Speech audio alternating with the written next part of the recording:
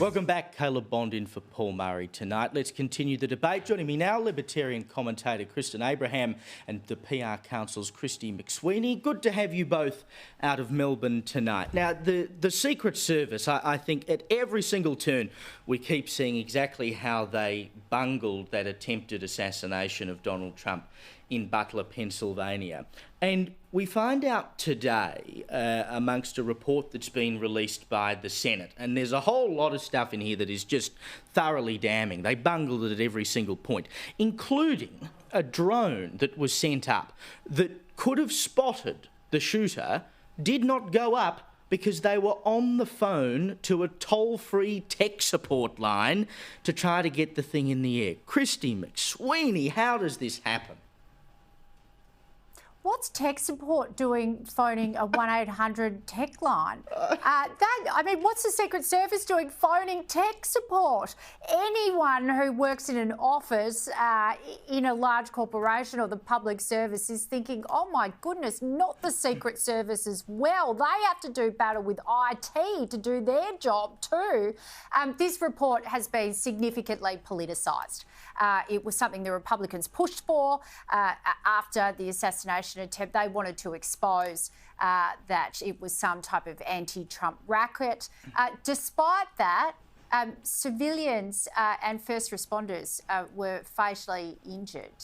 So, yes, we can talk about the politicisation of it, but the Secret Service not doing their job properly has put the lives of innocent people and first responders at risk as well. Well, not only at risk, people were killed there. And Kristen, I can't get over one of the other things that came out of this report is that they didn't even think, the Secret Service, once they were made aware that there was a possible shooter on the scene, didn't even think to get Donald Trump off stage. Like, the quote is, "It didn't cross my mind." I mean, isn't that the first thing that you, Secret Service agent, my job is to protect Donald Trump. Maybe I'll get him off the stage when there's an active shooter nearby.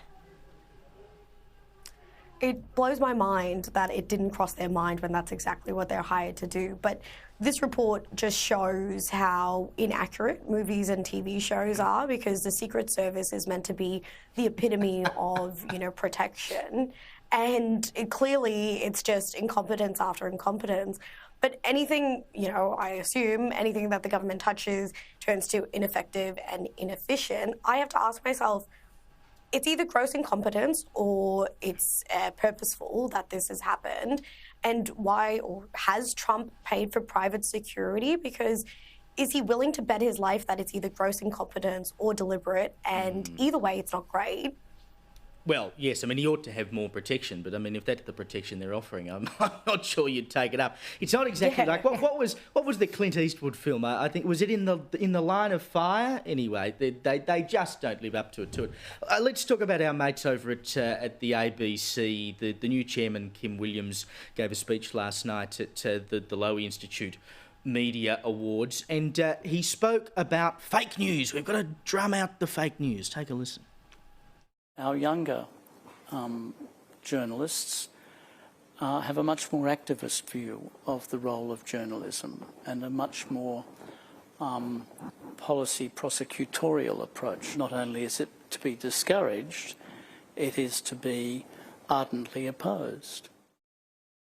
He's quite right in saying that, but I've yet to see any cleaning up actually be done at the ABC, Kristy McSweeney. We've been talking about Heston Russell. Of course, we know about the nonsense they made up about Russian collusion with Trump, etc. You want to look for places of fake news. The ABC's the hub of it. I keep saying it, Caleb. I grew up a regional Australian in the 80s. There's two channels, the ABC and basically anything that played football.